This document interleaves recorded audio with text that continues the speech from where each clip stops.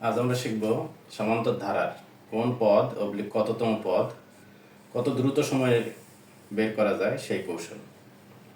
এখানে আমরা যে অঙ্কটা দিয়েছি সেটা আছে 5 + 8 + 11 + 14 ডট ডট ডট কোন পদ অবলিক কততম পদ 302। এই অঙ্কটা খুবই দ্রুত সময়ে করা যায়। 1 নম্বর অঙ্কে আমি একটু ডিটেলসই করব, পরে যে অঙ্কগুলো দেব সেগুলো খুব শর্ট সময়ে করে দেব। তাহলে এখানে শুরুতে আমরা যেটা করব 5, 8, 11, 14 এখানে আমরা দেখে নেব ধারাটা সমান্তর নাকি গুণোত্তর। তো ধারাটা সমান্তর আমরা বুঝতে পারতেছি, কারণ 8 থেকে 5 বিয়োগ করলে থাকে কত 3, 11 থেকে 8 বিয়োগ করলে থাকে 3, 14 থেকে 11 বিয়োগ করলে থাকে 3। মানে পাশাপাশি দুটি পদ যদি আমরা বিয়োগ করি তাহলে তার অন্তর বা বিয়োগফল পাচ্ছি আমরা 3। তাহলে এটি একটি সমান্তর ধারা। তাহলে প্রথমে আমরা সাধারণ অন্তর বের করে নেই। তাহলে এখানে আমাদের সাধারণ অন্তর আছে সাধারণ অন্তর সমান দ্বিতীয় পদ বিয়োগ প্রথম পদ। মানে এটার ক্ষেত্রে এরকম হচ্ছে আর কি, পরবর্তী পদ বিয়োগ পূর্বপদ। তার দ্বিতীয় পদ এখানে আছে কত 8, প্রথম পদ আছে 5, তাহলে সাধারণ অন্তর পেলাম আমরা কত 3। তো এখন যে আমরা মজার টেকনিকটা করব সেটা হচ্ছে এই প্রথম পদ এখানে কত আছে 5।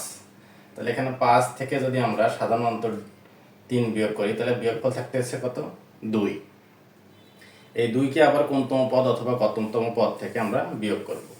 তাহলে কোনতম পদ বা কততম পদ কত আছে 302 বিয়োগ হচ্ছে 2 থাকতেছে কত 300। আর এখানে আমাদের সাধারণ অন্তর কত 3। তাহলে কোনতম বা কততম পদ হবে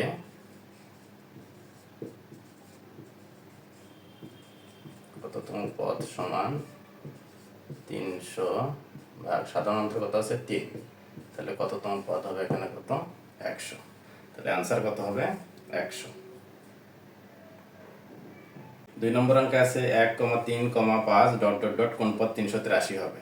তাহলে আমরা 1 নম্বর অঙ্কে শিখেছিলাম কিভাবে অঙ্কটি করতে হবে। তাহলে শুরুতে আমরা বের করে নেব কি সাধারণ অন্তর। তাহলে এখানে সাধারণ অন্তর কত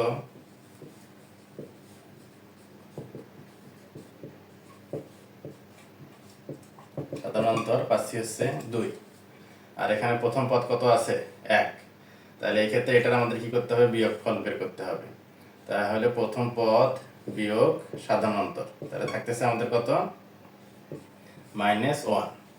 তাহলে এখানে আমাদের বিয়োগফল আসলো -1। তাহলে 383 থেকে মানে কততম পদ থেকে আমাদের কি করতে হবে মাইনাস করতে হবে কত যে আমরা বিয়োগফলটা পাইলাম। তাহলে বিয়োগফল পাইছি কত -1।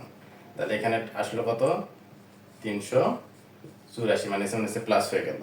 এইটাকে আবার আমরা কি করব সাধারণ অন্তর দ্বারা ভাগ করব।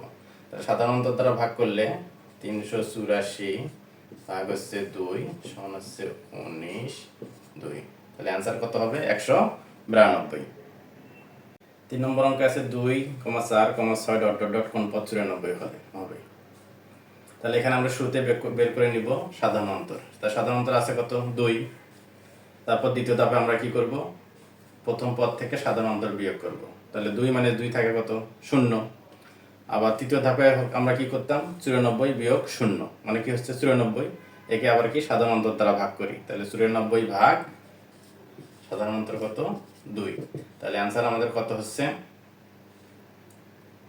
4 × 8 9 1 তাহলে হচ্ছে 47। তাহলে এখানে গুরুত্বপূর্ণ বিষয়টা মনে রাখতে হবে, এখানে হচ্ছে প্রথম ধাপে আমরা যেটা করতেছি এই তিনটা অঙ্কের সারমর্ম আমি যে বলতেছি একটু মনে রাখলেই অঙ্কটা দ্রুত করা যাবে। প্রথম ধাপে আমরা যেটা করতেছি সেটা হচ্ছে সাধারণ অন্তর বের করে নিচ্ছি।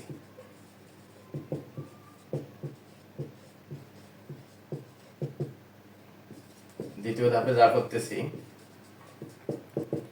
সেটা হচ্ছে প্রথম পদ থেকে বিয়োগ সাধারণত এখানে ডি লিখে দিলাম, তাহলে সংখ্যা পেলে প্রথম পদ থেকে আমরা কি করতেছি সাধারণ অন্তর বিয়োগ করতেছি। আর তৃতীয় ধাপে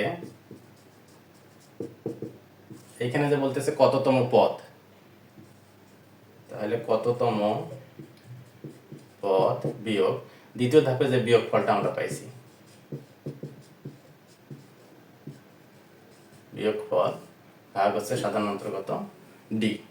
এই তিনটা স্টেপ যদি আমরা মনে রাখি, এই তিনটা স্টেপ মনে রাখলে এই অঙ্ক 2 সেকেন্ডে 3 সেকেন্ডে খুব দ্রুত সময়ে করা যাবে।